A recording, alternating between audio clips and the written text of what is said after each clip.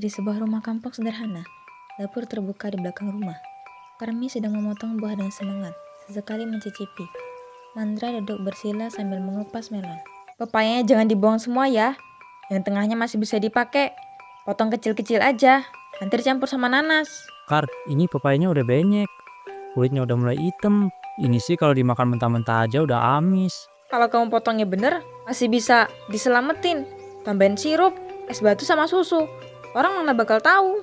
Aku ngebayanginnya aja udah pengen muntah, Kar. Beneran kamu jualin ini? Maulah, gimana sih kamu? Buah-buah kayak gini masih baik vitamin. Cuma tampilannya aja yang kurang cantik.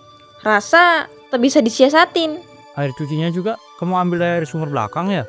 Iyalah, air masih ngalir kok. Masa seberi galonan? Bisa tukar duluan sebelum buka lapak. Tapi sumur belakang itu kan jarang ditimba, Kar. Airnya juga udah mulai keruh. Bau lumpur lagi.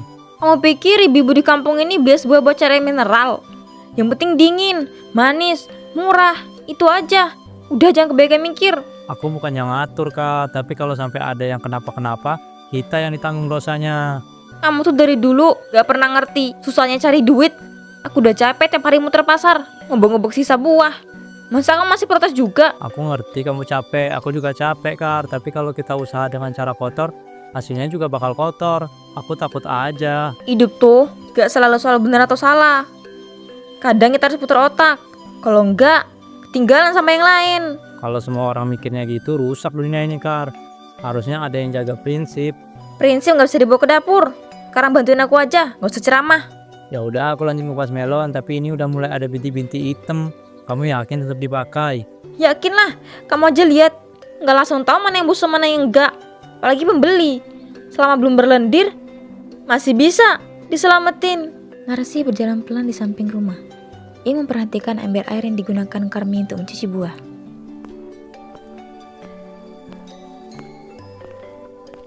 Loh, itu airnya kok bau anjir gitu ya? Itu kayak narsih ya? Kayaknya dari tadi liatin ke sini. Biarin aja, pasti dia kepo. Iri kali lihat aku dagang makin rame. Tapi kalau dia lihat kamu pakai buah kayak gini, terus ngomong ke warga, Dia tuh jualan sayur, tapi gak pernah laku-laku amat.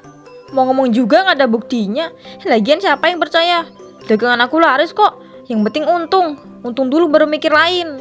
tapi rasa nggak bisa dibohongin, Kar. Lama-lama orang juga sadar. Kalau cuma rasa doang, gampang diakalin. Yang penting sekarang kita harus siapin banyak. Aku mau jualan dari pagi. Hari ini pasti laris. Karmi duduk di bangku kecil samping gerobak es buah sederhana. Ember es batu diletakkan di bawah. Mandra sedang menggulung plastik pembungkus. Suasana kampung masih sepi. Taruh gelasnya di ujung, biar gampang ambilnya. Kalau rame gak sempat ngebuk-ngebuk. Ini sendoknya cuma 2, Kar. Yang satu gagangnya udah mau copot. Mau beli baru nggak? Gak usah. Duitnya mending buat beli es batu tambahan.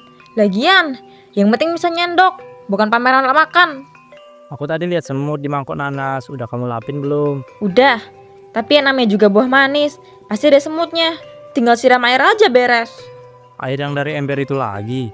Lah iyalah, kamu maunya aku ikut air bersih dari mata air tiap hari. Capek dong. Aku cuma bilang, ya kalau lebih bersih kan lebih tenang aja. Tenang tuh kalau dagangan habis. Kalau bersih tapi nggak ada yang beli ya percuma. Udah, kamu ambil termos susu kental itu. Aku mau siap-siap buka. Mandra mengangguk pelan, mengambil termos. Dari kejauhan, Narsi berjalan sambil membawa tas belanja kain. Ia berhenti di seberang jalan memperhatikan gerobak Karmi.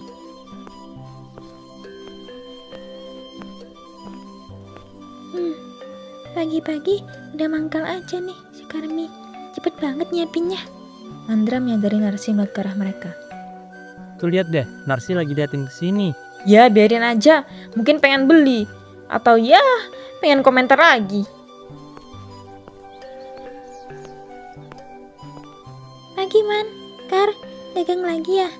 Gak capek tiap hari muter kampung? Gak capek kalau hasilnya kelihatan. Alhamdulillah, pembeli makin nambah. Wah, hebat dong, es buah buatan sendiri. Iyalah, dari tangan sendiri semua, makanya rasanya beda. Monggo kalau mau dicoba, masih segar semua ini. Iya ya, saya lihat aja deh. Tapi itu tadi sebelah belakang rumah. Kayaknya air sumur kamu agak gimana gitu ya. Lah, air sumur kampung semua juga sama. Kalau nggak cocok tinggal rebus. Tapi ini kan buat cuci-cuci doang, bukan buah diminum langsung. Ya, saya ngerti sih. Cuma ya hati-hati aja. Soalnya banyak anak kecil suka jajan. Takutnya kalau ada yang sensitif perutnya. Tenang aja, ini sebuah udah biasa dijual, gak pernah ada yang komplain. Iya, kami juga jaga-jaga kok, nggak asal campur juga. Ya udah deh. Saya lihat dulu aja. Mau goreng simpan sebentar. Narsi berjalan pergi, tapi wajahnya menunjukkan rasa ragu.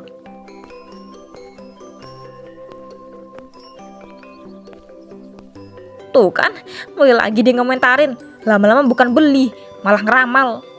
Mungkin dia cuma khawatir, Kar. Biasalah tetangga. Khawatir atau sirik?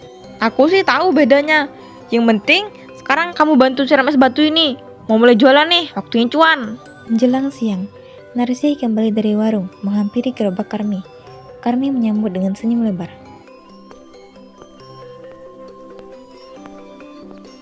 Lah, Narsi balik lagi. Menyoba es buah saya ya?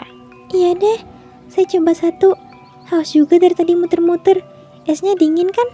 Dingin banget. Saya pakai es batu baru dari subuh tadi. Mau yang campur lengkap? Iya, campur aja. Yang penting jangan terlalu manis ya. Saya suka yang segar-segar. Tak ambilin ya, tunggu bentar. Mandra mulai menyiapkan gelas plastik, mengambil potongan buah dari baskom besar.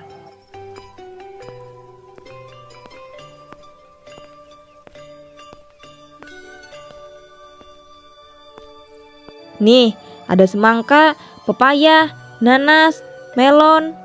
Saya kasih susu juga dikit biar makin enak. Pepaya masih segar ya? Saya biasanya sensitif sama pepaya yang udah lembek. Tenang aja, saya pintar milih buah kok. Gak mungkin kasih yang udah gak layak. Nih, es buahnya. Hati-hati agak penuh.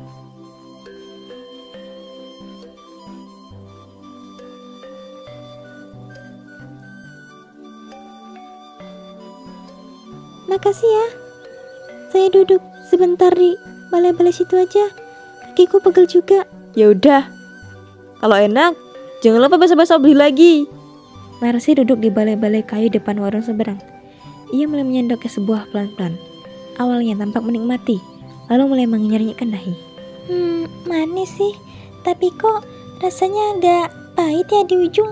Gimana? Kurang gula? Nggak juga, tapi tadi kayak ada rasa basi gitu sedikit. Ah, mungkin kenapa potongan pepaya.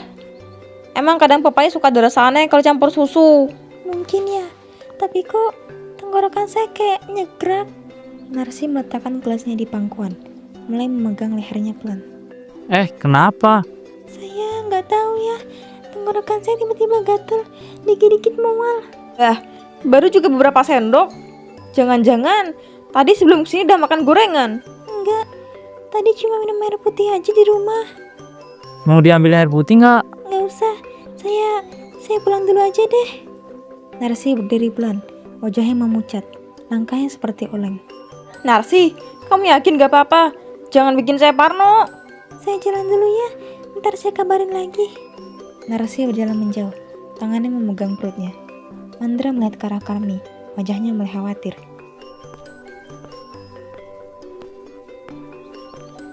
Kar, kamu yakin tadi buah-buahan itu benar-benar aman? Yakin. Tapi ya, pepaya yang itu memang udah agak beda bau sih. Ya Tuhan, Kar, gimana kalau Narsi kenapa-kenapa? Jangan panik dulu. Mungkin dia emang lagi masuk angin. Kita lihat aja nanti. Menjelang sore, langit mendung tipis. Gerobak es buah Karmi sudah agak sepi. Sisa potongan buah tampak menghitam. Kar, dari tadi aku mikirin Narsi terus. Tadi dia benar-benar kelihatan gak enak badan. Udah, jangan dibawa pikiran. Bisa jadi dia emang lagi masuk angin atau kecapean. Tapi dia bilang sendiri abis makan es buah langsung mual. Terus tenggorokan gatal. Itu udah tanda-tanda. Tanda-tanda sugesti.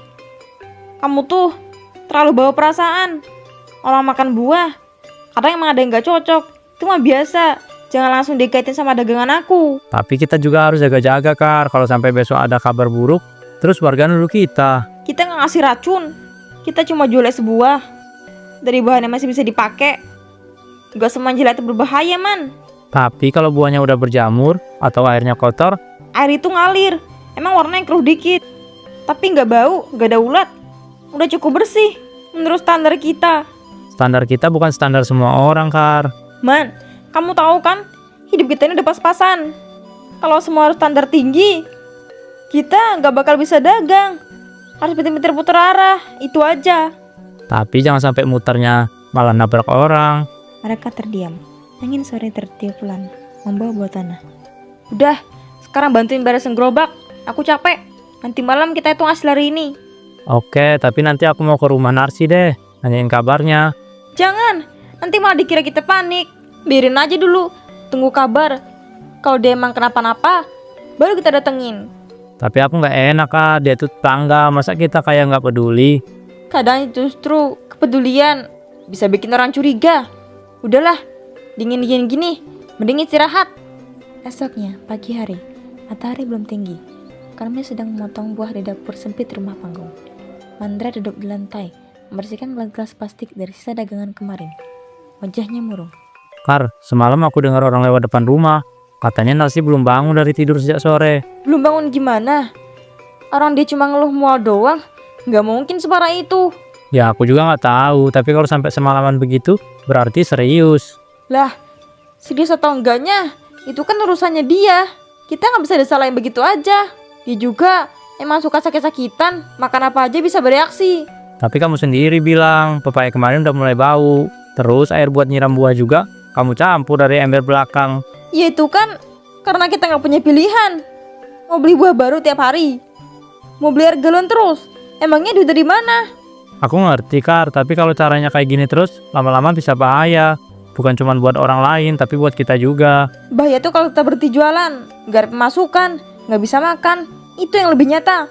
Lagian, kamu tahu sendiri, yang beli sebuah tuh bukan cuma Narsi, tapi baru dia yang ngeluh. Mungkin yang lain belum sadar atau belum parah.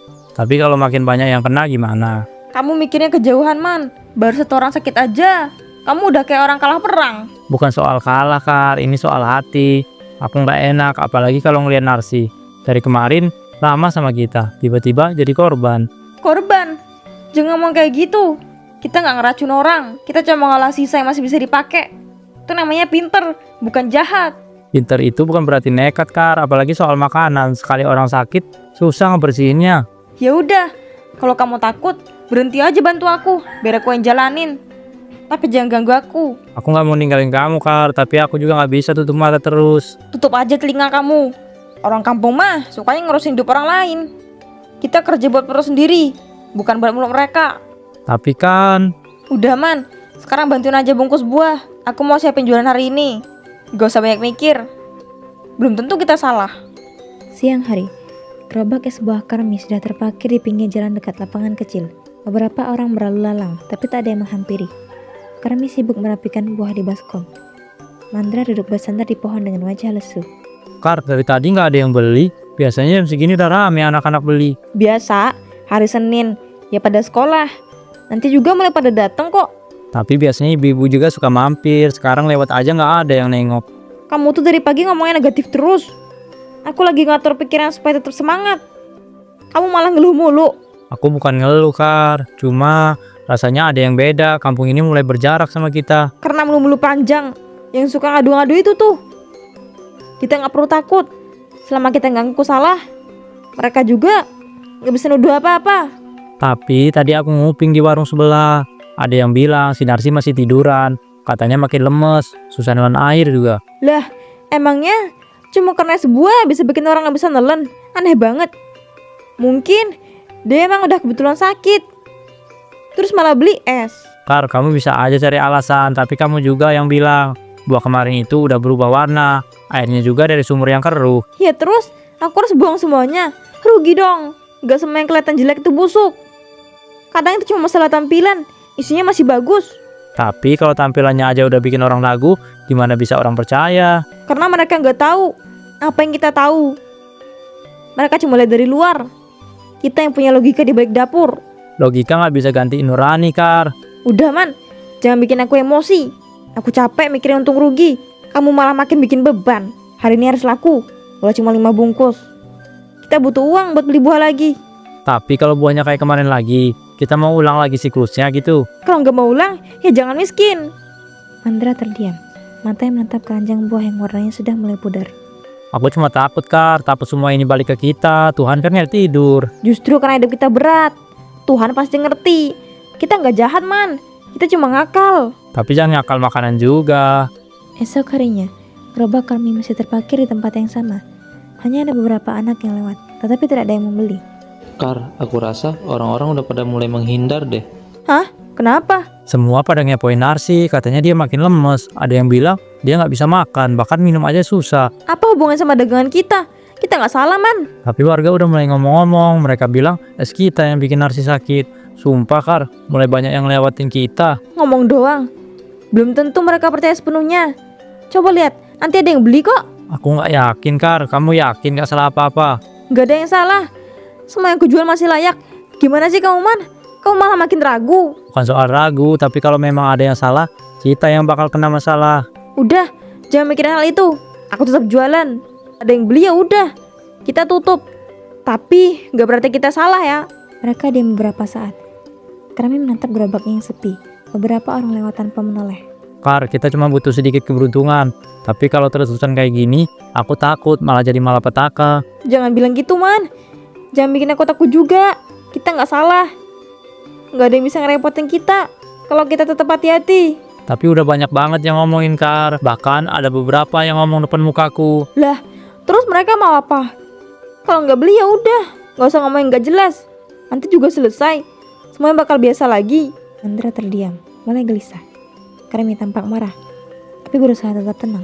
Aku cuma takut, Kar. Jangan sampai nanti kejadian yang nggak kita harapin. Udah cukup. Aku nggak mau denger lagi. Karmi mengambil buah dan memotongnya, sedikit terburu-buru. Man, nanti sore kita coba lagi. Aku yakin pasti ada yang beli. Kita nggak boleh gampang nyerah. Beberapa hari kemudian, gerobak Karmi masih terparkir di tempat yang sama. Namun kali ini tidak ada yang mendekat. Mandra terlihat gelisah. Sementara Karmi sibuk memotong buah. Matanya melirik ke kiri kanan, berharap ada yang membeli. Kenapa hari ini sepi banget ya, Man? Biasanya masih ada yang beli. Kenapa semua orang tiba-tiba pada menghindar? Aku nggak tahu. Tadi aku sempat dengar katanya Narsi udah agak mendingan. Tapi dia bilang dia nggak bisa lupa rasa sakitnya, Kar. Gak usah terlalu dipikirin. Itu cuma kebetulan aja, Man. Semua orang itu emang gampang panik. Tiba-tiba, Narsi muncul dari ujung jalan, berjalan dengan langkah pelan. Tampak masih agak lemah, tapi sudah lebih baik. Karmi. Narsi, kamu udah baikan ya? Alhamdulillah. Aku dengar kabar kamu udah agak sembuh. Iya, alhamdulillah. Tapi, aku gak bisa lupa. Rasanya perutku sakit banget, sampai gak bisa gerak. Narsi, itu cuma kebetulan. Pasti ada penyakit lain yang lebih duluan. Kamu kan yang punya penyakit. Enggak, Karmi. Aku rasa itu dari sebuah yang aku makan. Setelah aku makan, aku ngerasa perutku mules banget. Kayak ada yang gak beres. Mandra yang mendengarkan, mulai merasa semakin cemas. Karmi yang merasa terpojok, berusaha tetap terlihat tidak bersalah. Narsi, jangan ngomong yang enggak. Aku kan udah bilang kita nggak salah. Aku cuma jual es buah, nggak ada racun, nggak ada yang aneh kok. Karmi, kamu harus hati-hati. Aku ngerasain langsung akibatnya. Kamu nggak tahu. Setelah itu aku ngerasa ada yang aneh dalam tubuhku. Jangan bilang gitu. Kalau emang ada yang salah, pasti udah pada tahu dong. Kamu harus hati-hati, Karmi. Jangan sampai yang terjadi sama aku terjadi sama kamu juga. Karmi merasa gelisah. Tubuhnya mulai terasa tidak nyaman. Perlahan, perutnya mulai terasa mules, seperti ada yang bergerak di dalamnya. Dan tiba-tiba, perutnya membesar. Aduh, aku nggak enak badan. Mandra yang melihat perubahan Karmi mulai panik. Kar, kamu kenapa? Perutku nggak tahu kok kayak gini. Kenapa tiba-tiba? Narsi yang sebelumnya terlihat lemah, kini memandang Karmi dengan ekspresi penuh penyesalan. Karmi, itu adalah akibat dari apa yang kamu lakuin.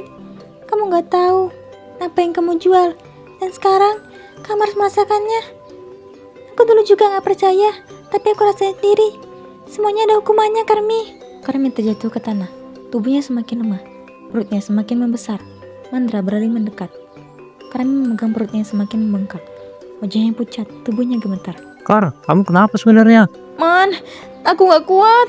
Sakit banget. Maaf, aku salah, Man. Karmi meringis kesakitan. Perlahan tubuhnya semakin lemah, dan akhirnya jatuh ke jalanan, tak bergerak lagi. Mandra yang bisa menangis di sampingnya. Sementara Narsi yang masih berdiri, yang bisa menatap dengan penuh penyesalan.